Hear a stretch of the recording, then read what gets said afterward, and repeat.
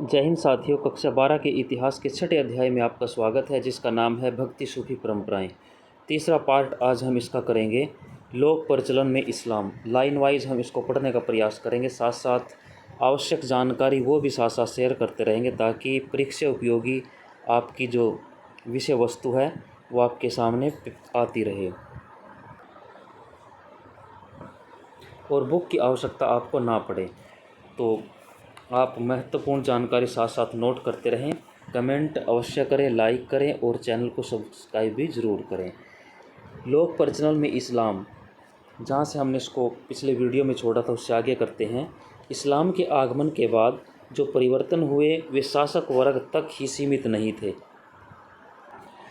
इस्लाम का भारत में आगमन हुआ तो उसके बाद बहुत कुछ बदलता चला गया। शासक वर्ग एक इस्लाम से जुड़ा हुआ था, लेकिन जो जनता थी वो गैर मुस्लिम थी, गैर इस्लाम। तो इस सारे उपमहाद्वीप में दूर दराज तक के जो क्षेत्र थे, विभिन्न सामाजिक जो समुदाय, किसान, शिल्पी, योद्धा, व्यापारी, उनके बीच ये जो परिवर्तन थे धीरे धीरे फैलते गए। जिन्होंने इस्लाम धर्म कबूल किया उन्होंने सैद्धांतिक रूप से इसकी 5 मुख्य बातें मानी। जिन लोगों ने इस्लाम को कबूल किया, इस्लाम मत को स्वीकार किया हिंदू धर्म छोड़कर, तो उन्होंने 5 बातें मुख्य रूप से मानी। अल्लाह एकमात्र ईश्वर है, पैगंबर मोहम्मद उनके दूत हैं, शाहद इसको कहा गया, दूत। दिन में 5 बार नमाज पढ़ने का और खैरात ज़कात बांटनी चाहिए। हालांकि खैरात ज़कात में थोड़ा अंतर है, अभी बताएंगे। रमज़ान के महीने में रोज़ा रखना चाहिए और हज की यात्रा के लिए मक्का जाना चाहिए।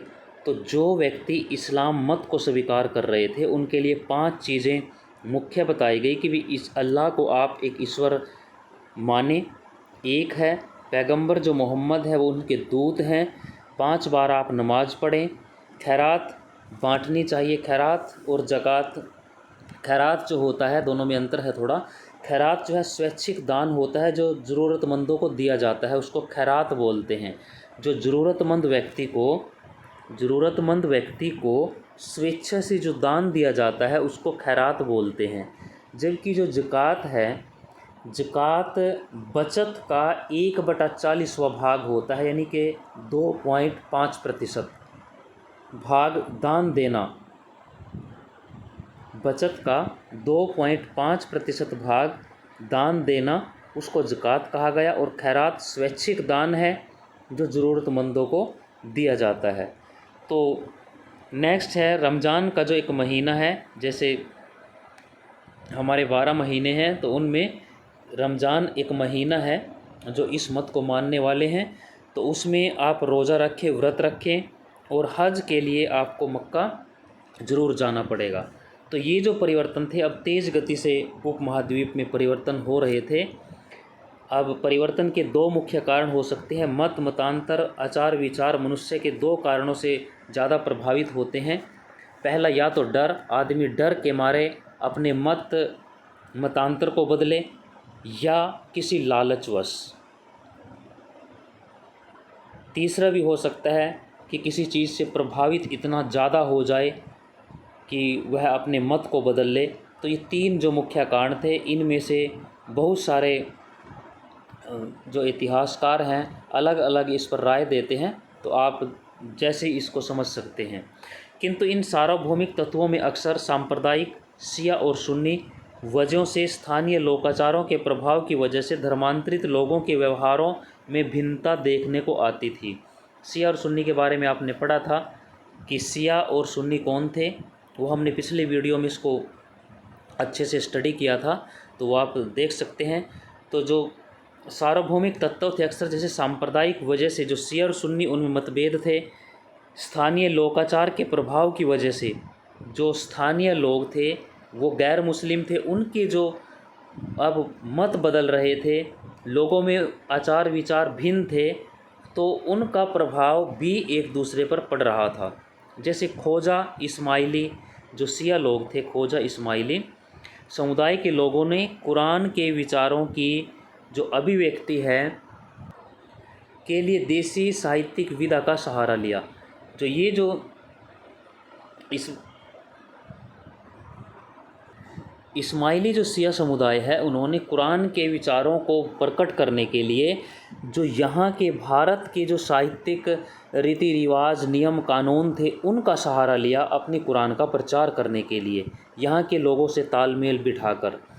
जीनन व्युत्पत्ति संस्कृत शब्द ज्ञान से हुई, नाम से भक्ति गीत उन्होंने गाए जीनन नाम से, जो राग में निबद्ध थे। पंजाबी, मुल्तानी, सिंधी, कच्छी, हिंदी, गुजराती में दैनिक प्रार्थनाएं के दौरान ये गाए जाते थे। इसके अलावा अरब मुसलमान व्यापारी जो मालाबार केरल के तट पर आए, उन्होंने न केवल स्थानीय मलयालम भाषा को अपनाया अपितु स्थानीय आचार विचार जैसे मातृकुलीयता और मातृगृहता को भी अपनाया। इसको भी हम आगे पढ़ेंगे। मातृगृहता जो मातृकुलीयता है उसका मतलब है कि जहाँ स्त्रियाँ विवाह के बाद अपने मायके में ही रहती हैं, अपनी संतान के साथ वहीं रहती है और उनका पति भी उनके साथ रहता है, यानी कि अपने मायके में ही अपनी पत्नी जो महिला है अपने मायके में ही बच्चों और पति के साथ रहती है, तो उसको मातृगृहता कहा गया। ये वहाँ के जो केरल की जो एक नियम था तो उसी को इन लोगों ने अपनाया। ऊपर आपने पढ़ा कि भाई इन लोगों ने जो शिया इस्माइली लोग थे कुरान को यहाँ के जो लोग थे विधा नियम तरीके थी उसी के हिसाब से इन्होंने उनकी व्याख्या करनी शुरू की। अब ये एक पांडुलिपि देखिए, एक खोज की पांडुलिपि यहाँ दी हुई है। खोज की पांडुलिपि जो है ये अभी आपने जो खोजा इस्माइली जो शिया समुदाय है उसके द्वारा विकसित की गई थी, अभी आपने पढ़ा था अभी हमने। तो ये जो खोज की पांडुलिपि है ये लिपि खोजा इस्माइली जो शिया समुदाय था उसके द्वारा विकसित की गई थी। इसके बारे में पढ़िए। खोज की लिपि में लिपिबद्ध करने से पहले जीनन का मौखिक प्रेषण होता था। जीनन अभी आपने इस साइड में एक पढ़ा था, जीनन व्युत्पत्ति संस्कृत ज्ञान से है। जीनन नाम से भक्ति गीत थे ये जो संस्कृत से कुछ निकले हुए थे जो राग में निबंध थे, ठीक है ये। और खोज की लिपि स्थानीय लंडा व्यापारियों का संक्षिप्त लिपि से निकली है जो व्यापारियों की भाषा होती थी। पंजाब, सिंध, गुजरात के खोजा लोग सभी लंडा भाषा का प्रयोग करते थे। लंडा भाषा जिसको आप लंडा मतलब जिसको बिना पूछ का बोला जाता है, तो इसे लांडी हिंदी भी अगर आप कहीं सुनते समझते हैं प्राचीन उसमें लोगों से, तो इसको लांडी हिंदी भी कहा गया कि लांडी हिंदी जिसको आप कहते हैं। तो ये वही एक भाषा थी जिसको कहीं महाजन या आड़ती कुछ लोग आज भी शायद कहीं इस्तेमाल करते हैं, जो आम लोगों की समझ से परे थी। लांडी हिंदी भी इसको कहा गया है। नेक्स्ट देखिए, एक सार्वभौमिक धर्म के स्थानीय विचारों के संग जटिल मिश्रण का सर्वोत्तम उदाहरण मस्जिदों की स्थापत्य कला में दिखाई देता है। जैसे मस्जिदों के कुछ स्थापत्य संबंधी तत्व सार्वभौमिक थे। सार्वभौमिक की जहाँ भी मस्जिदें बनी हुई थी सब जगह वो चीज़ एक जैसी थी। इसको हम आगे देखेंगे। जैसे यह मातृगृहता का एक मीनिंग दिया हुआ है कि स्त्रियां विवाह के बाद अपने मायके में ही संतान और पति के साथ रहती हैं, जो हमने अभी पढ़ा था। ये केरल में 13वीं शताब्दी की एक मस्जिद है। इसके शिखर के आकार की छत पर आप गौर कीजिए। ये जो मस्जिद बनी हुई है केरल की, जो 13वीं शताब्दी की बनी हुई है। इमारत का मक्का की तरफ अनुस्थापन, जो मेहराब, प्रार्थना का आला, मिंबर जो व्यासपीठ की एक स्थापना से लक्षित होता था। बहुत से ऐसे तत्व जिनमें भिन्नता देखने में आती है, जैसे छत और निर्माण का सामान। यानी कि ये कहा गया कि सार्वभौमिक रूप से अगर हम देखें तो जो मस्जिद थी उनके बनाने में उनके जो छत थी और जो निर्माण का सामान था ईंट पत्थर, उसमें तो भिन्नता थी, लेकिन कुछ चीज़ें सभी मस्जिदों में एक जैसी थी। जैसे इसमें क्या था कि भाई सभी नमाज के समय मुँह मक्का की ओर करते थे, इसलिए मेहराब, प्रार्थना का आला जिसको कहा गया, वो सभी में एक जैसा था। इसी प्रकार से किया जाता था कि भी नमाज करते समय सबका मुँह मक्का की ओर हो। मस्जिद में ये मेहराब इसी दिशा को बताता था। दूसरा कि मिनबार जो दिया है, मिंबर भी इसको कई जगह कहा, व्यासपीठ, ये वो स्थान होता था जिस स्थान पर मौलवी ऊंचा स्थान बैठकर उपदेश देता था। ये वो ऊंचा स्थान होता था जिसको व्यासपीठ या मिंबर कहा गया। ये सभी मस्जिदों में इसी प्रकार से समरूपता दिखाई दी, एक चीज़ एक ही जैसी बनाई गई। हालांकि छत और निर्माण की जो सामग्री थी, ईंट पत्थर, वो अलग अलग पाए गए। अब नेक्स्ट देखिए, समुदायों के नाम जो हैं, हम अधिकतर हिंदू और मुसलमान जैसे शब्दों को धार्मिक समुदायों को एक उनके निश्चित द्योतक मान लेते हैं, किंतु यह सच है कि इन शब्दों का बहुत समय तक कोई प्रयोग धार्मिक रूप में नहीं था। जिन इतिहासकारों ने 8वीं से 14वीं शताब्दी के मध्य संस्कृत ग्रंथों और अभिलेखों का अध्ययन किया, वे इस तथ्य को उजागर करते हैं कि इसमें मुसलमान शब्द का शायद ही कहीं प्रयोग हुआ हो, मुसलमान भी और हिंदू भी। इसके विपरीत लोगों का वर्गीकरण उनके जन्म स्थान के आधार पर किया जाता था, पहचान उनके जन्म स्थान से की जाती थी। इसी तरह तुर्की मुसलमानों को तुरुस्क कहा गया, तुरुस्क तुर्की मुसलमानों को कहा गया, नोट करना। तजाकिस्तान से आए लोगों को ताजिक कहा गया, ताजिक जो तजाकिस्तान से आए। फारस से जो आए लोग, उनको पारसिक नाम से संबोधित किया गया, यानी कि जन्म स्थान से उनको जोड़ा गया था। यदा कदा अन्य लोगों को दिए गए नामों को नए प्रवासियों के साथ भी जोड़ दिया गया, जैसे तुर्क अफ़गानों को शक, तुर्क अफ़गानी लोगों को बाद में शक भी कहा गया, और यवन लोगों को ग्रीक के नाम से संबोधित किया गया। इन प्रवासी समुदायों के लिए एक अधिक सामान्य शब्द म्लेच्छ था, जो इस बात की ओर इंगित करता था कि वह वर्ण नियमों का पालन नहीं करते थे। यानी कि जो बाहर से आने वाले लोग थे, जो उस संस्कृति कल्चर समुदाय से मिलते जुलते नहीं थे, जिनके आचार विचार, उनको म्लेच्छ के नाम से भी संबोधित कर दिया गया। वो सब के सब म्लेच्छ कहे गए।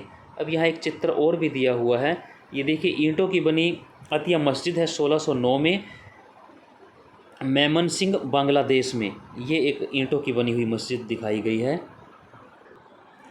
ये एक मस्जिद और देखिए यहाँ दी हुई है, ये श्रीनगर की झेलम नदी के किनारे बनी शाह हमदान मस्जिद कश्मीर की सभी मस्जिदों में मुकुट का नगीना समझी जाती है। इसको नोट करना, मुकुट का जो नगीना है वो किसे कहा गया? जो श्रीनगर की झेलम नदी के किनारे शाह हमदान मस्जिद है, उसे मुकुट का नगीना कहा गया। इसको नोट करना, ये चित्र इसका साथ में दिया हुआ है।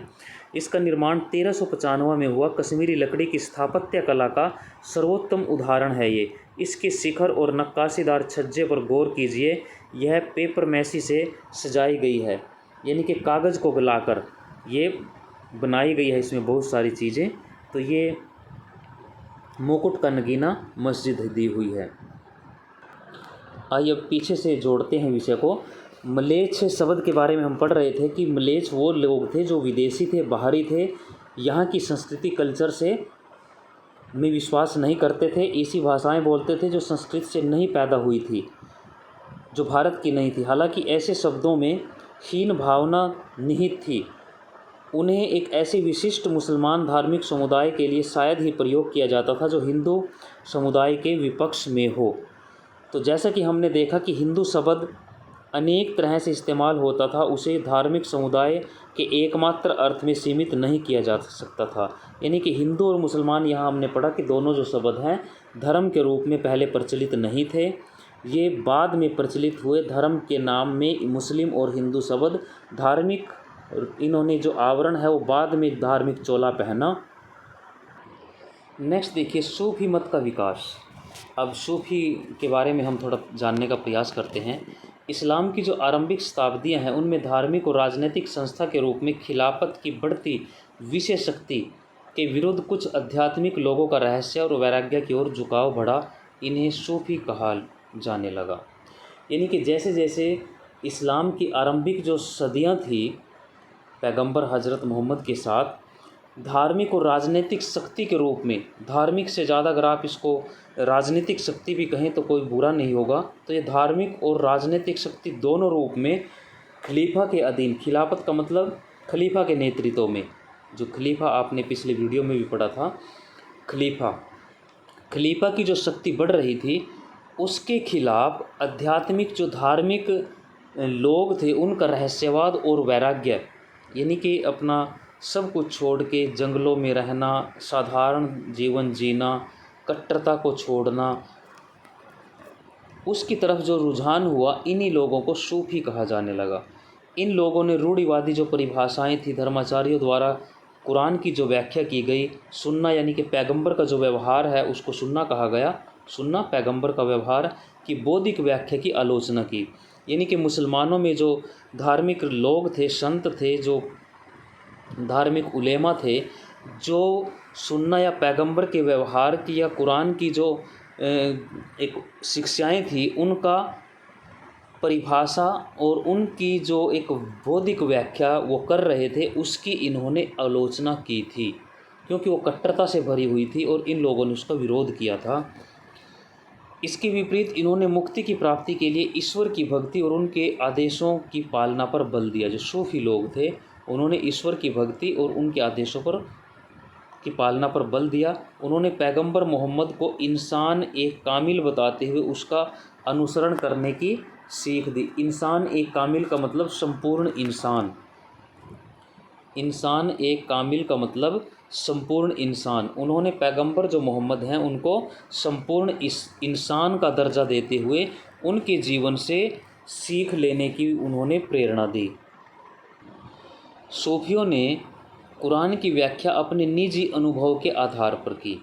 इनकी विशेषता ये थी कि जो पहले जो संत लोग थे या धार्मिक जो उलेमा थे वो कुरान की व्याख्याएं पुराने हिसाब से कर रहे थे, लेकिन ये जो सूफी लोग थे ये अपने निजी अनुभव के आधार पर जो कुरान थी उसकी व्याख्या कर रहे थे, जो पहले से व्याख्याएं की जा रही थी जो उनसे पूरी तरह से अलग थी। अब नेक्स्ट देखिए खानकाह और सिलसिला क्या है। खानकाह और सिलसिला 11वीं शताब्दी तक आते आते सूफीवाद एक पूर्ण विकसित आंदोलन था। अब इनको थोड़ा एक्सप्लेन करेंगे, हम इस पेज को पढ़ लेते हैं पहले। विकसित आंदोलन था, 11वीं शताब्दी तक सूफीवाद एक बहुत ही बड़ा आंदोलन बन चुका था, जिसका सूफी और कुरान से जुड़ा अपना साहित्य भी था। यानी कि उनका अपना सूफी और कुरान से जुड़ा हुआ अपनी व्याख्याएं, अपना साहित्य भी था। संस्थागत दृष्टि से सूफी अपने को एक संगठित समुदाय खानका, जो पारसी शब्द है, के इर्द गिर्द स्थापित करते थे। खानका का नियंत्रण शेख, जो अरबी शब्द है, पीर भी कहते हैं उसको, मुर्शीद भी कहते हैं फारसी भाषा में, के हाथ में होता था। यानी कि शेख, पीर, मुर्शीद, जो हम इनको आगे पढ़ेंगे, जैसे हम गुरु बोल देते हैं धार्मिक जो एक प्रमुख व्यक्ति होता है किसी पंथ का, तो ये उसी प्रकार थे। अपने पंथ के, अपने मत के, अपनी सूफ़ी जो एक अंदाज़ था, इनकी परंपरा थी, उसके जो शेख थे, पीर थे, मुर्शीद थे या गुरु थे, वे अनुयायी मुरीदों की भर्ती करते थे। अनुयायियों की, अनुयायी मुरीदों, मुरीद अनुयायी जो उनके शिष्य थे उनकी भर्ती करते थे और अपने वारिस खलीफा की नियुक्ति करते थे। अपने वारिस का मतलब अपने बाद कौन उत्तराधिकारी होगा ये भी वो बताते थे। खलीफा धार्मिक एक पद हो गया। आध्यात्मिक व्यवहार के नियम निर्धारित करने के अलावा खानका में रहने वालों के बीच संबंध, शेख सामान्य जन के बीच रिश्तों की सीमा भी ये नियत करते थे। सारा कुछ ये व्यवहार बताते थे कि अध्यात्म के साथ हमें किस प्रकार व्यवहार करना, खानका में जो रहने वाले लोग हैं उनके बीच में कैसे संबंध होंगे, शेख जो सामान्य लोग हैं उनके कैसे रिश्ते होंगे। तो ये हम थोड़ा और भी इधर जानने का प्रयास करते हैं। यहाँ देखिए सूफीवाद और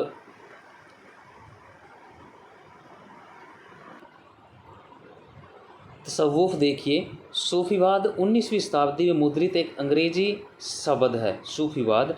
इस सूफीवाद के लिए इस्लामी ग्रंथों में जिस शब्द का इस्तेमाल होता है वह है तसव्वुफ़। यानी कि सूफीवाद अंग्रेजी शब्द है और इसका जो इस्लामी जो ग्रंथ हैं उनमें नाम तसव्वुफ़ है। तसव्वुफ़, कुछ विद्वानों के अनुसार यह शब्द सूफ से निकला है जिसका अर्थ ऊन होता है। ये अलग अलग इसके मीनिंग है, इनको आप नोट करना। अलग अलग जो बहुत सारे विद्वानों ने इनके अलग अलग जगह पे अलग अलग नाम बताए। सूफ से निकला जिसका अर्थ ऊन है, यह उस खुरदरी ऊनी कपड़े पहनने की ओर इशारा करते हैं जिसे सूफ़ी लोग पहनते थे। यानी कि सूफ़ी लोग जिस ऊनी कपड़े को पहनते थे ये उसकी तरफ इशारा करते थे। अन्य विद्वान इस शब्द की उत्पत्ति सफ़ा से मानते हैं, जिसका अर्थ है साफ। यह भी संभव है कि यह सफ़ा से निकला हो, जो पैगंबर की मस्जिद के बाहर एक चबूतरा था। या फिर ऐसा भी हो सकता है कि सफ़ा जो शब्द है, पैगंबर की जो मस्जिद है उसके बाहर एक चबूतरा होता था, जहाँ निकट अनुयायियों की धर्म मंडली बैठते थे, विचार विमर्श करते थे धर्म के बारे में। तो उस ऊंचे चबूतरे को सफ़ा कहा गया। उससे भी हो सकता है कि इसकी उत्पत्ति हुई। तो ये सूफीवाद या तसव्वुफ़ था।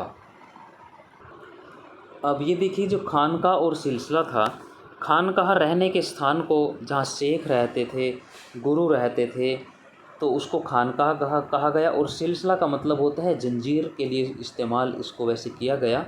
तो ये भारत में 12 सूफ़ी सिलसिले स्थापित हुए, जिनमें मुख्य रूप से चिश्ती सिलसिला एक सबसे अहम रहा। तो इसका हम आगे अर्थ पढ़ते हैं अभी कि क्या अर्थ इसका दिया हुआ है।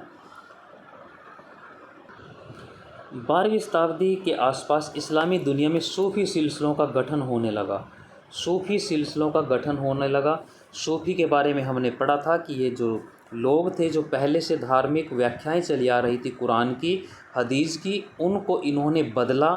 ये उदार थे कुछ उनकी अपेक्षा, और ये इन्होंने वो सारे तरीके अपनाए जो इस्लाम में पहले प्रचलित नहीं थे। ये नाच गा कर खुदा को प्रसन्न करके अपने मैसेज को, अपने संदेश को लोगों तक पहुंचाते थे। और आम जिन इलाकों में ये गए, जैसे भारत में आए, तो यहाँ के जो तौर तरीके थे उनको भी इन्होंने अपनाया। कुछ सूफ़ी जो संत थे, उन्होंने हिंदू धर्म की बहुत सी चीज़ों को अपना लिया था। तो ये 12 सिलसिले भारत में स्थापित हुए थे। तो अब यहाँ देखिए कि सिलसिला शब्द का अर्थ जंजीर है, जो शेख और मुरीद के बीच एक निरंतर रिश्ते की द्योतक है।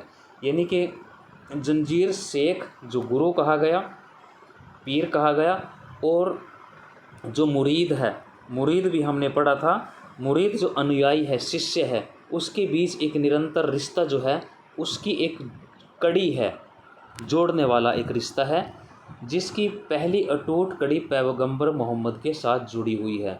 यानी कि सिलसिला जो है, सिलसिला एक जंजीर के रूप में है।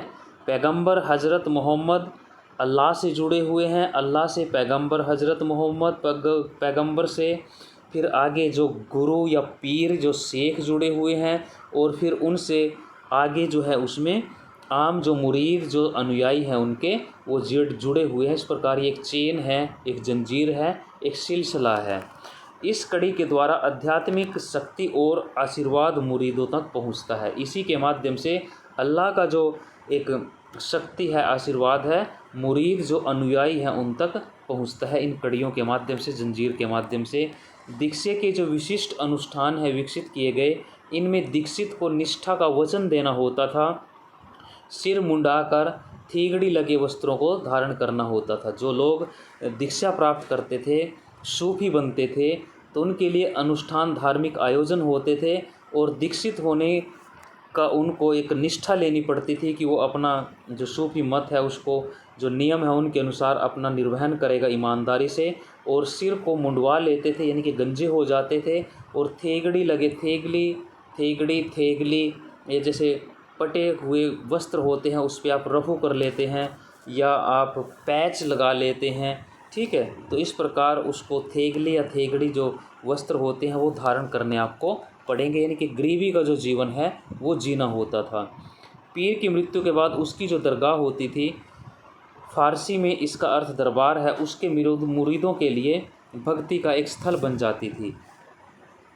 यानी कि जो पीर था उसकी मृत्यु के बाद जो दरगाह होती थी, जहाँ उनको यानी कि दफनाया जाता था, उनकी मृत्यु होती थी, वो उसके जो अनुयायी होते थे उनके लिए एक स्थल भक्ति का बन जाता था। इस तरह पीर की दरगाह पर जियारत के लिए लोग जाने लगे, ख़ासतौर से उनकी बरसी के अवसर पर। बरसी मृत्यु की सालगिरह जो होती थी उस पर, इस अवसर पर मेले लगने लगे। जब उनकी मृत्यु की बरसी होती थी तो ये एक परिपाटी चल गई, एक नियम बन गया। परिपाटी को उर्स, विवाह, मायने, यानी कि पीर की आत्मा का ईश्वर से मिलन, यानी कि इसको किस रूप में डाला गया, जो मेले भरने लगे, उर्स समारोह होते थे, और उसे एक जो पीर था उसकी आत्मा का परमात्मा से मिलन के रूप में कहा गया, क्योंकि लोगों का मानना था कि मृत्यु के बाद पीर ईश्वर में से एकीभूत हो जाते हैं, उसमें मिल जाते हैं, समाहित हो जाते हैं। इस तरह पहले के बजाय उनके अधिक करीब हो जाते हैं। अब वो और भी उसमें मिलकर और भी उनके करीब हो जाते हैं। लोग आध्यात्मिक और ऐहिक, आध्यात्मिक जो दूसरे लोक की एक आत्माएं या एक संसार होता है, ऐहिक इसी संसार की जो कामनाएं होती हैं उनका आशीर्वाद लेने के लिए लोग आते थे। इस तरह शेख का वली के रूप में आदर करने की एक परिपाटी चल पड़ी। तो एक परंपरा बन गई। जो लोग, जो पीर, गुरु या शेख थे, उनकी मृत्यु के बाद वहाँ सालाना उर्स होने लगे, जलसे समारोह होने लगे और उसे मेले भरने लगे। तो ये सिलसिला शुरू हो गया था। ये सिलसिलों के नाम आप देखिए, हम इनको आगे थोड़ा और भी पढ़ेंगे।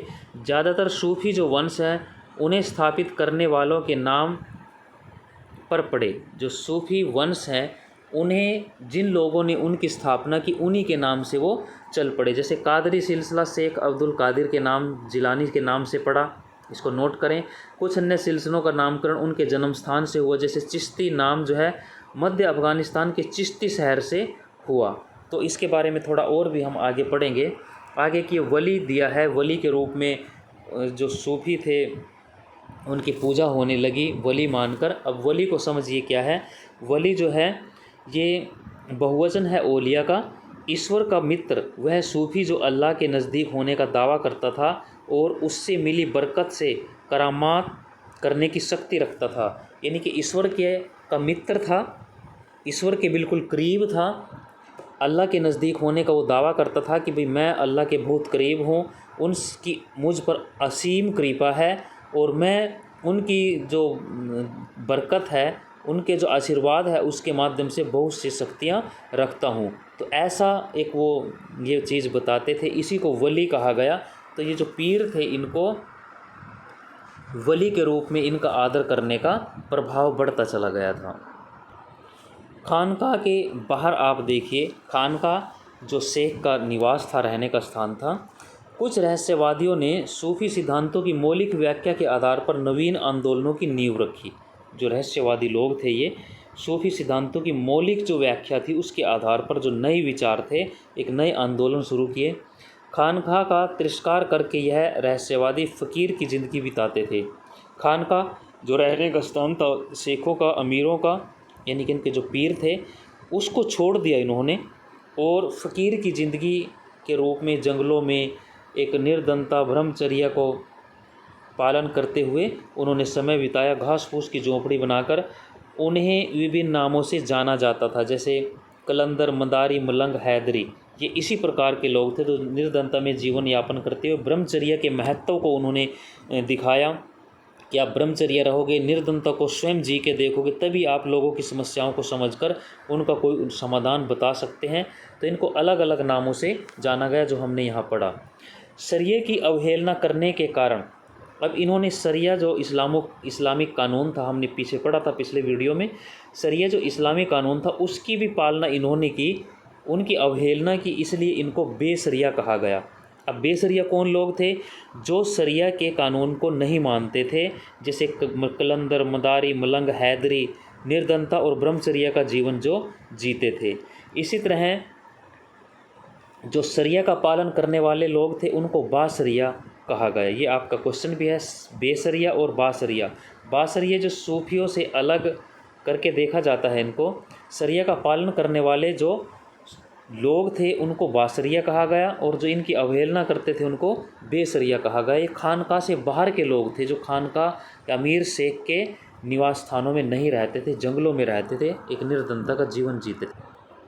उपमहाद्वीप में चिश्ती सिलसिला, अब जो सिलसिले शुरू हुए आपने पढ़े थे अभी, तो उनमें जो मुख्य, भारत में मुख्य एक इस्लामी जगत को बढ़ाने में, मत बदलने में इस समुदाय का बहुत ज़्यादा योगदान रहा, चिश्ती सिलसिला। इसको देखिए कि 12वीं शताब्दी के अंत में भारत में आने वाले जो सूफी समुदायों में चिश्ती सबसे प्रभावशाली था। इसका कारण यह था कि उन्होंने न केवल अपने आप को स्थानीय परिवेश में अच्छी तरह ढाला, अपितु भारतीय भक्ति परंपरा की कई विशेषताओं को भी अपना लिया। क्योंकि इतना सफल इसलिए हुआ क्योंकि इन्होंने भारतीय जो रीति रिवाज थे उनको अपना लिया, उन्हीं में रच बस कर लोगों को इस्लाम ग्रहण करने के लिए प्रेरित किया। तो चिश्ती सिलसिला जो है बहुत ज़्यादा अहम यानी कि इस्लाम जगत में भारत में रखता है। चिश्ती खानकाह में जीवन आप देखिए, चिश्ती खानकाह में जीवन, खानकाह सामाजिक जीवन का एक केंद्र बिंदु था। हमें शेख निजामुद्दीन औलिया 14वीं शताब्दी की खानकाह के बारे में पता है, जो उस समय दिल्ली के शहर की बाहरी सीमा पर यमुना नदी के किनारे गियासपुर में था। ये हम उसके बारे में पढ़ रहे हैं। यहाँ छोटे छोटे कमरे और एक बड़ा हॉल, जमात खाना, जहाँ सहवासी उसके साथ के लोग रहते थे, अतिथि रहते थे, परिवार रहता था, उपासना करते थे। सहवासियों में शेख का अपना परिवार भी होता था, सेवक भी और अनुयायी भी, ये सब मिलजुल कर यहाँ रहते थे। शेख निजामुद्दीन औलिया, शेख एक छोटे से कमरे में छत पर रहते थे, जहाँ वह मेहमानों से सुबह शाम मिलते थे। आंगन में गलियारा से घिरा होता था, जो आंगन था गलियारे से जुड़ा होता था, और खानकाह को चारों ओर से दीवार घेरे रखती थी। एक बार मंगोल आक्रमण के समय पड़ोसी क्षेत्र के लोगों ने खानकाह में शरण ली थी। ऐसा भी माना जाता है जब मंगोलों ने आक्रमण किया तो पड़ोसी क्षेत्र के आसपास के जो लोग हैं खानकाह में उन्होंने शरण ली थी। अब थोड़ा सा इसके बारे में और देखिए। अब यहाँ देखिए कि जो हमारे चिश्ती सिलसिला के प्रमुख उपदेशक हैं, गुरु हैं या संत हैं, वो दिए हुए हैं। अब इसमें देखिए कि जो चिश्ती संप्रदाय है, जो सिलसिला है, ये मुख्य रूप से ख्वाजा इसहाक शामी चिश्ती के नाम से है। चिश्ती सिलसिले का जो नाम है ख्वाजा इसहाक शामी चिश्ती के नाम से है। चिश्ती नाम जो है वो ख्वाजा इसहाक शामी का जो जन्म है, जन्म स्थान चिश्ती नामक शहर है अफ़गानिस्तान में, उससे जुड़ा हुआ है, इनके जन्म स्थान से जुड़ा हुआ है अफ़गानिस्तान का जो चिश्ती शहर है। भारत में 12 सूफ़ी सिलसिले हुए, उनमें से चिश्ती सिलसिले की जो स्थापना है 12वीं सदी में शेख मोइनुद्दीन चिश्ती ने की थी। अब ये जो शेख मोइनुद्दीन चिश्ती है, इनकी जो मृत्यु है 1235 में अजमेर राजस्थान में दी हुई है। अब जो ख्वाजा मोइनुद्दीन चिश्ती है, इनका जन्म आप नोट कर लेना, मुख्य जानकारी 1141 में मोइनुद्दीन चिश्ती की 1141 में सिस्तान भी इसको कहते हैं, ईरान में हुआ था। इनका जन्म 1141 में। बचपन में इनके पिता की मृत्यु हो गई थी। उसके बाद ये लाहौर भी रहे, लाहौर से होते हुए अजमेर में आकर बस गए। उस समय राजपूतों का शासन था। इनके 2 प्रमुख शिष्य थे, शेख कुतुबुद्दीन बख्तियार काकी और हमीदुद्दीन। ये फरगना के निवासी थे, परंतु मोइनुद्दीन चिश्ती के कहने पर दिल्ली आकर बस गए थे। इनके अनुयायी इन्हें महबूब ए इलाही या सुल्तान अल मशेख कहते थे। आगे हम इनको थोड़ा और भी पढ़ेंगे। तो ये आप शेख मोइनुद्दीन चिश्ती के बारे में आपने पढ़ा। अब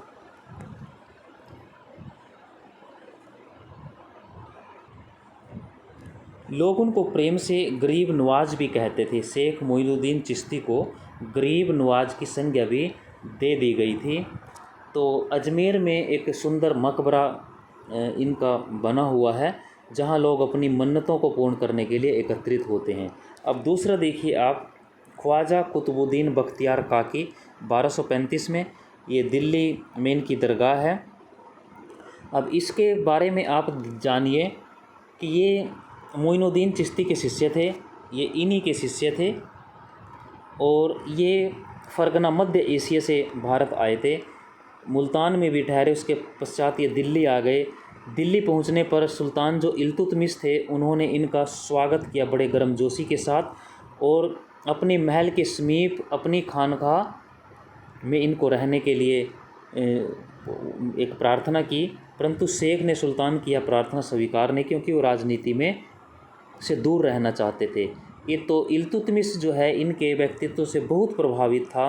वह सप्ताह में 2 बार इनको दर्शन के लिए इनकी खानकाह में जाता था। सुल्तान ने अपने आप को शेख अल इस्लाम के उच्च पद की सेवा संभालने के लिए भी कहा, परंतु इन्होंने फिर भी मना कर दिया।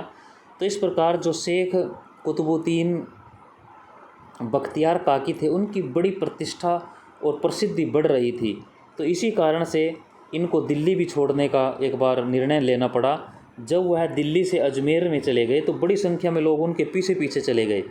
उनका कहना था कि अगर वह दिल्ली वापस नहीं लौटे तो वे भी अपने घरों में वापस नहीं आएंगे। तो लोगों के उस असीम प्रेम को देखते हुए ये दिल्ली आ गए और 1235 में उन्होंने इस संसार को त्याग दिया। उन्हीं की स्मृति में ऐसा कहा जाता है कि इल्तुतमिश ने कुतुब मीनार का निर्माण करवाया था। तो ये दूसरे जो शिष्य थे, इस पंथ के मुख्य गुरु थे, बख्तियार काकी थे। नेक्स्ट देखिए, शेख फरीदुद्दीन गंज शक्कर, 1265 में इनके जो मृत्यु है हुई। अजोदन पाकिस्तान में इनकी दरगाह है। अब इनके बारे में थोड़ा पढ़िए। एक प्रसिद्ध संत थे ये भी। इनका जो एक बाबा फरीद की इनको उपाधि दी गई, बाबा फरीद के नाम से भी इनको जाना गया। 1173 में काठेवाल पाकिस्तान का जो पंजाब है उसमें इनका जन्म हुआ था। इनकी मज़ार अजोदन लाहौर के पास, जिसे आज पाकपट्टन कहते हैं, आज इस अजोदन को पाकपट्टन के नाम से जाना जाता है, लाहौर के पास, वहाँ पर हुआ था। भारत पंजाब में फरीदकोट का नाम इन्हीं के नाम पर रखा गया है। भारत में भी इनका जो पंजाब है हमारा, इसमें फरीदकोट का नाम इन्हीं के नाम पर रखा गया है। इनकी रचनाओं को गुरु ग्रंथ साहिब में भी स्थान दिया गया है, इसलिए भी इनका बड़ा महत्व है। आप इसको नोट करें कि ऐसे कौन से सूफी संत हैं जिनकी शिक्षाओं को गुरु ग्रंथ साहिब में वर्णित किया गया है। तो हम क्या कहेंगे, उसका आंसर जो है बाबा फरीद के नाम से ये जाने गए हैं। अब आगे देखिए कि ऐसा कहा जाता है कि जब इनकी मृत्यु होने वाली थी, बहुत सारे प्रसिद्ध थे ये, बहुत कुछ इनके बारे में कहानियाँ पंजाबी में, गाने, कुछ कहावतें, लोक कथाएँ बहुत सारी प्रचलित हैं। जब इनकी मृत्यु होने वाली थी तो इनका शरीर बहुत कमज़ोर हो जाता है, वे हिलने डुलने चलने में असमर्थ होते हैं। इनके शरीर का मांस जो कौवे होते हैं, क्रो, वो खाने लगते हैं। तो वे उनको रोकते नहीं, परंतु प्रार्थना करते हैं कि भी कम से कम मेरी आंखें छोड़ दो ताकि मैं अपनी आंखों से अपने खुदा को देख सकूं मृत्यु के बाद। ऐसा वो मानते हैं। जो शेख फरीदुद्दीन गंज शक्कर है, बाबा फरीद जिनको कहा गया, तो ये उनकी अंतिम इच्छा थी। इसके अलावा और भी जैसे कुछ कहानियाँ हैं, जैसे कि भाई रूखी सूखी रोटी खाओ, ठंडा पानी पियो, दूसरे की चुपड़ी रोटी देखकर अपना जी मत ललचाओ। कुछ ऐसी बाबा फरीद के बारे में बहुत सारी पंजाबी में कहावतें और गाने आज भी प्रचलित हैं। जो बाबा फरीद हैं उनका मेला अजमेर में भी लगता है, जो दरगाह है यहाँ। हालांकि उनका कोई दरगाह नहीं है भारत में, लेकिन जो अजमेर है, शेख मोइनुद्दीन चिश्ती की दरगाह, वहाँ पर इनका सालाना उर्स यानी कि एक मेला भी उनके नाम से भरता है, क्योंकि बाबा फरीद यहाँ मोइनुद्दीन चिश्ती के साथ आए थे। और उनकी मृत्यु के बाद भी, यानी कि मोइनुद्दीन चिश्ती की मृत्यु के बाद भी वो अजमेर आए थे। 40 दिन तक इन्होंने यहाँ पर प्रार्थना की थी। तो मोइनुद्दीन चिश्ती की दरगाह पर बाबा जो फरीद हैं उनका मेला भरता है। तो ये इस वजह से प्रसिद्ध हैं कि गुरु ग्रंथ साहिब में भी इनके आचार विचार और जो उपदेश हैं उनको स्थान दिया गया है। अब नेक्स्ट देखिए, इनके जो शिष्य थे आगे, शेख निजामुद्दीन औलिया थे, जिनकी 1325 में मृत्यु हुई। दिल्ली में इनकी दरगाह है।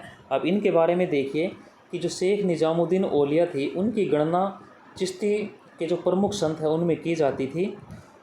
बाबा फरीद के शिष्य थे। वह लोगों में सुल्तान अल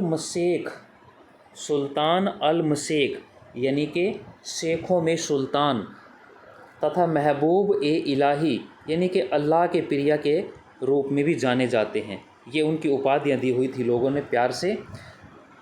इनके समय में लोगों के दिलों पर बड़ा इनकी जो प्रभाव था, दिल्ली जो है सूफियों का एक प्रसिद्ध केंद्र बन गया था। इनका आकर्षण व्यक्तित्व और सरल जो शिक्षाएं थी, लोगों के ऊपर बड़ा प्रभाव इन्होंने डाला। अपने दरगाह या खानका के जो दरवाजे थे सभी लोगों के लिए उन्होंने खुले रखे।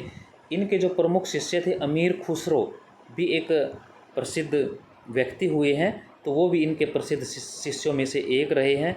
दिल्ली में जो निर्मित दरगाह है इनकी, हिंदू और मुसलमान सभी के लिए एक तीर्थ स्थान के रूप में मानी जाती है। अब नेक्स्ट दिया है शेख नसीरुद्दीन चिराग ए दिल्ली।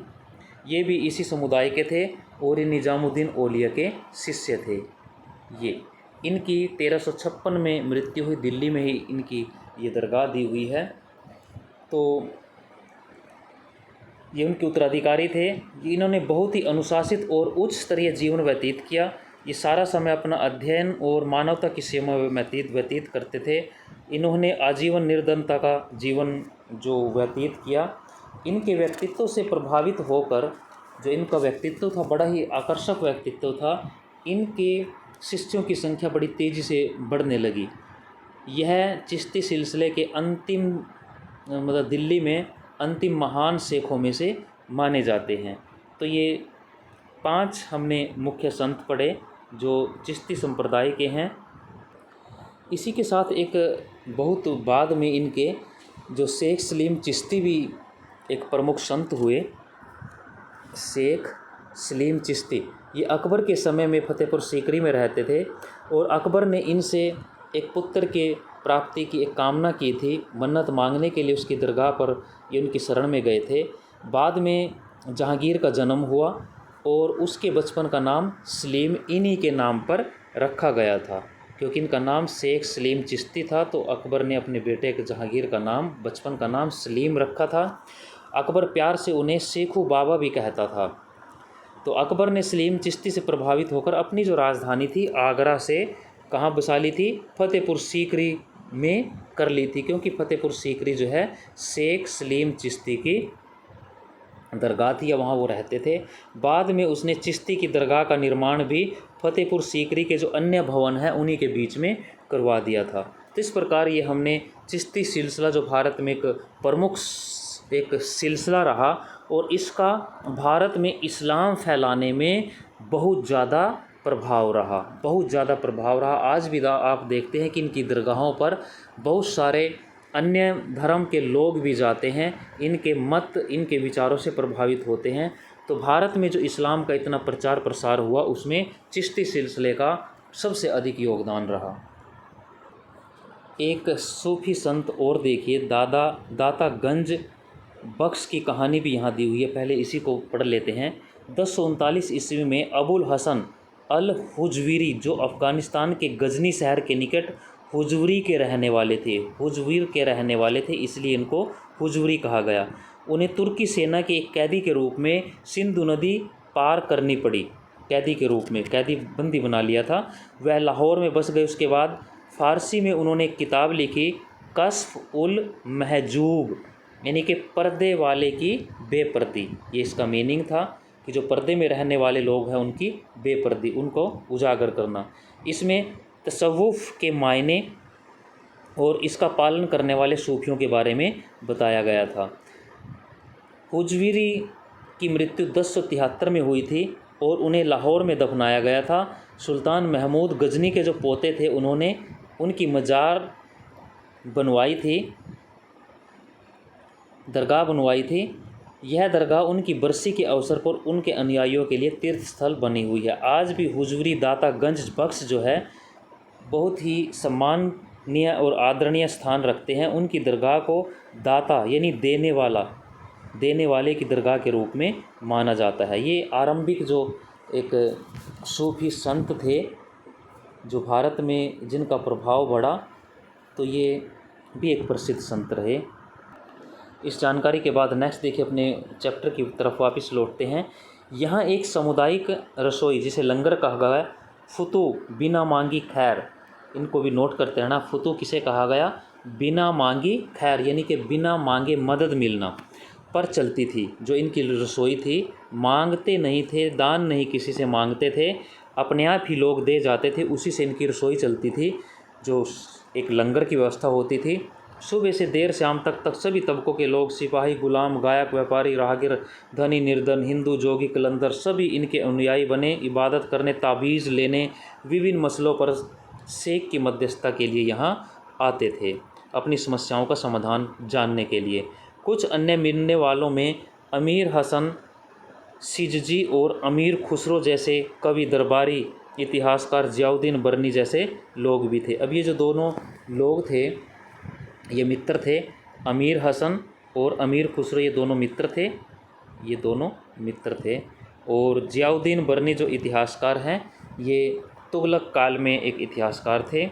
इन सभी लोगों ने शेख के बारे में लिखा। शेख के सामने झुकना, मिलने वालों को पानी पिलाना, दीक्षितों के सिर का मुंडन करना, यौगिक व्यायाम आदि व्यवहार इस तथ्य के द्योतक हैं कि स्थानीय परंपराओं को आत्मसात करने का इन्होंने प्रयास किया। यानी कि इनके जो जैसे यौगिक व्यायाम करना, दीक्षितों के सिर मुंडन करना, उनको गंजा करना जब उनको शिक्षा के लिए ले जाया जाता था, मिलने वालों से पानी पिलाना, ये सारी चीज़ें जो है हिंदू धर्म की स्थानीय जो परंपराएं थी उनको इन्होंने अपना लिया था अपने नियम में।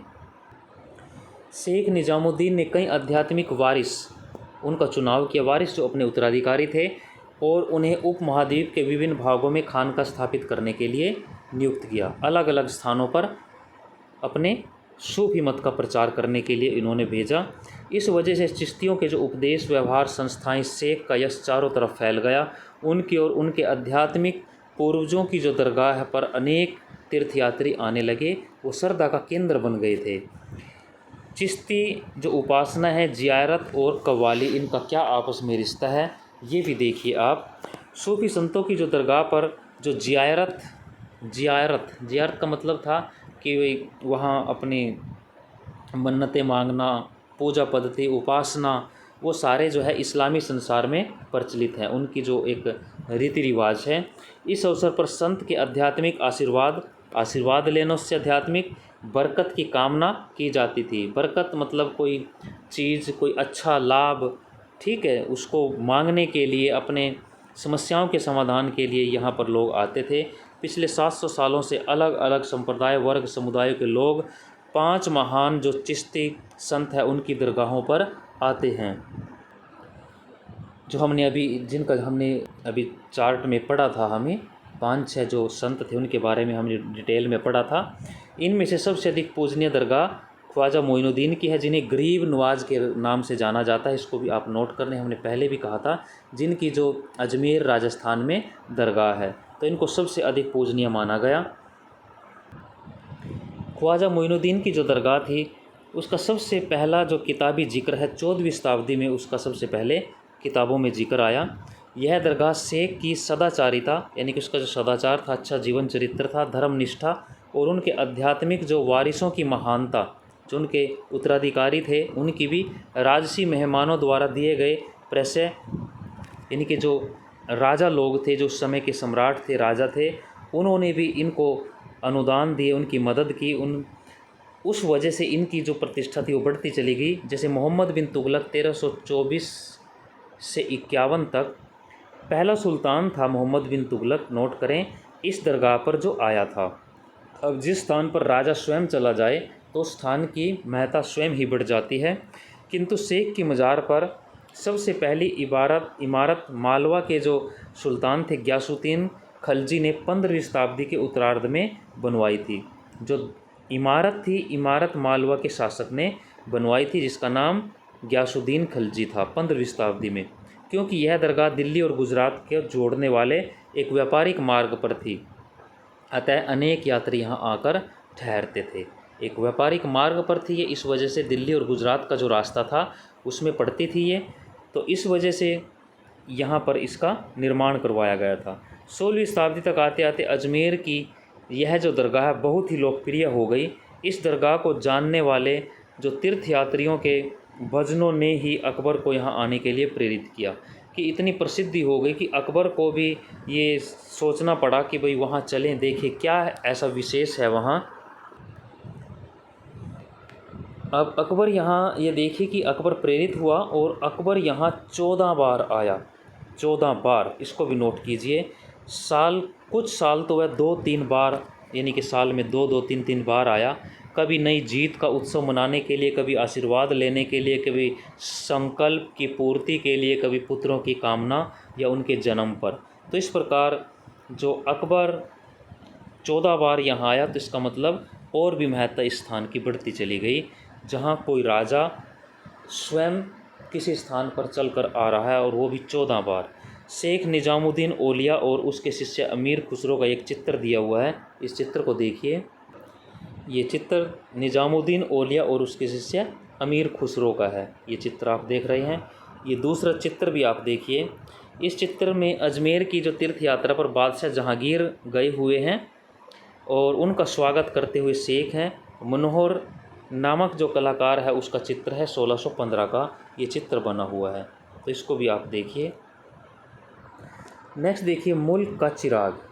मुल्क के चिराग में आप देखिए कि प्रत्येक सूफी जो दरगाह थी उसके कुछ विशिष्ट लक्षण होते थे। जैसे 18वीं शताब्दी में दक्कन की जो दरगाह कुली खान ने शेख नसीरुद्दीन चिराग ए दिल्ली की दरगाह के बारे में मुरक्का ए दिल्ली यानी कि दिल्ली की एल्बम में क्या लिखा। मुरक्का ए दिल्ली जिसका मतलब दिल्ली की एल्बम, दिल्ली की एल्बम उसका मीनिंग है। मुरक्का ए दिल्ली का मीनिंग है दिल्ली की एल्बम। इसमें क्या लिखा उसने, इसमें देखिए आप, जो दरगाह कुली खान है, दरगाह कुली खान ने शेख नसीरुद्दीन चिराग ए दिल्ली के बारे में मुरक्का ए दिल्ली ये पुस्तक है, दिल्ली की एल्बम, इसमें लिखा। अब तीनों चीज़ आपके क्लियर हो गई।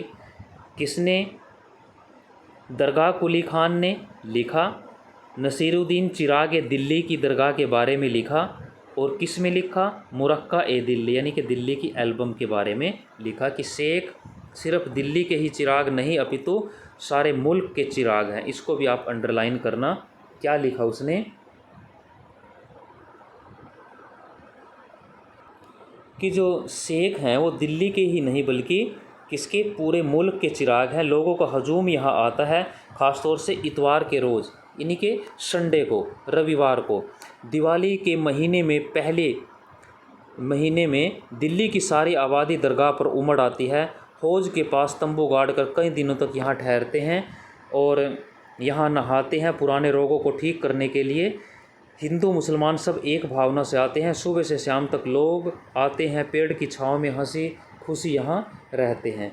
तो ये इस मुल्क का चिराग किसको कहा गया, ये आपने पढ़ा। आप उसको कमेंट में बताएं। जो दरगाह कुली खान थे, इनका जो परिवार था वो पर्सिया से भारत आया था, भारत के नहीं थे, पर्सिया से भारत आया था। इनका जन्म 1710 में हुआ था औरंगाबाद में। 14 साल की आयु में दक्कन का जो नवाब था निज़ाम उल मुल्क आसफ जहाँ प्रथम, उसकी सेवा में आए। यहाँ वे एक इतिहासकार भी बन गए, उसके रूप में भी इन्होंने कार्य किया। निज़ाम उल मुल्क की जो 1738 से 41 की दिल्ली यात्रा में ये उनके साथ थे, और नादिर शाह का जो आक्रमण था 1739 में, वो भी इन्होंने अपनी आंखों से दिल्ली में देखा था। तो ये हमने इसके बारे में पढ़ा। नेक्स्ट देखिए, मुग़ल शहज़ादी जहाँ आरा, उसकी तीर्थ यात्रा है 1643 में। 1643 में उसने एक तीर्थ यात्रा की थी, उसका वर्णन यहाँ दिया हुआ है। शहज़ादी जो जहाँ आरा थी वो शाहजहाँ की बेटी थी। इसको देखिए, निम्नलिखित जो गद्यांश है जहाँ आरा द्वारा रचित, यानी कि इन्हीं के द्वारा लिखा गया है। ये शेख मोइनुद्दीन चिश्ती की जो जीवनी है, मुनीस अल अखा, मुनीस अल अखा यानी कि आत्मा का विश्वस्त से लिया गया है। यानी कि जो जहाँ आरा थी उसने एक किताब लिखी, जीवनी लिखी, किसकी, शेख मोइनुद्दीन चिश्ती की, जो अजमेर में दरगाह है उसकी, जिसका नाम था मुनीस अल अखा यानी कि आत्मा का विश्वस्त। उससे ये यहाँ का एक संदर्भ ये लिया है। अल्लाह ताला की तारीफ़ के बाद जहाँ फ़कीर, जहाँ आरा राजधानी आगरा से अपने पिता बादशाह शाहजहाँ यानी कि शाहजहाँ की बेटी थी ये, शाहजहाँ के संग पाक बेजोड़ अजमेर के रास्ते पर निकल पड़ी। वो कह रही है कि भी मैं अपने पिता के साथ अजमेर के लिए निकली। मैं इस बात से के लिए वादा प्रस्त थी कि मैं हर रोज़ हर मुकाम पर मैं 2 बार अख्तियारी में नमाज अदा करूँगी, कि भी 2 बार वो नमाज भी करेगी। बहुत दिन मैं रात को बाघ के चमड़े पर नहीं सोई, और अपने पैर मुक़द्दस जो दरगाह है, पवित्र जो दरगाह है उसकी तरफ उसने अपने पाँव नहीं फैलाए, न ही मैंने अपनी पीठ उसकी तरफ की। मैं पेड़ के नीचे दिन गुजारती थी। वो अपनी इस जो एक रचना है उसमें लिख रही है। वीरवार को रमज़ान के मुक़द्दस पवित्र महीने के चौथे रोज़ मुझे चिराग और इत्र में डूबे दरगाह की ज़ियारत की खुशी हासिल हुई, क्योंकि दिन की रोशनी की एक छड़ी बाकी थी। मैं दरगाह के भीतर गई और अपने जर्द चेहरे, जर्द का मतलब पीला, पीले चेहरे को उसकी चौखट की धूल से रगड़ा। दरवाजे से मुक़द्दस दरवाज़ तक नंगे पाँव वहाँ की ज़मीन को चूमती हुई गई। गुंबद के भीतर रोशनी से भरी दरगाह को में मैंने मज़ार के चारों ओर 7 फेरे लिए, यानी कि उसके चारों तरफ घूमी 7 चक्कर। आखिरी में अपने हाथों से मुक़द्दस दरगाह, पवित्र दरगाह पर मैंने सबसे उम्दा इत्र छिड़का। इत्र जो परफ्यूम होता है, इत्र, क्योंकि गुलाबी दुपट्टा जो मेरे सिर पर था मैं उतार चुकी थी, इसलिए मैंने मुक़द्दस मज़ार के ऊपर रख दिया। तो ये यहाँ पर दिखाया गया है कि जो जहाँ आ रहा थी वह भी इस स्थान की उसने यात्रा की थी। अब नेक्स्ट देखिए कि उन्होंने यह परंपरा 1580 तक बनाए रखी। जो हम पीछे की अगर घटनाएं देख, प्रत्येक यात्रा पर जो बादशाह थे दान भेंट यहाँ करके जाते थे, जिसके बारे शाही दस्तावेज़ों में दर्ज थे। उदाहरण के लिए 1568 में उन्होंने तीर्थयात्रियों के लिए खाना पकाने के लिए एक विशाल देग दरगाह में भेंट की थी। विशाल देग का मतलब जो बड़ा कड़ाहा होता है, बहुत बड़ा कड़ाहा जो होता था लोहे का बना हुआ। उन्होंने दरगाह के अहाते में जो वहाँ का एक प्रांगण था, एक मस्जिद भी बनवाई थी। नाच और संगीत की ज़ियारत का हिस्सा थे। उनकी जो पूजा पद्धति थी उसमें नाच और गाना महत्वपूर्ण स्थान होता था। उसमें ख़ासतौर से कव्वालियाँ उसमें गाई जाती हैं, जैसे आप कई फिल्मों में कव्वालियों को सुनते हैं, देखते हैं। प्रस्तुत रहस्यवासी गुणगान उनके परमानंद की भावना को उभारा जाता था। सूफी संत जिक्र यानी कि ईश्वर का नाम जपते थे।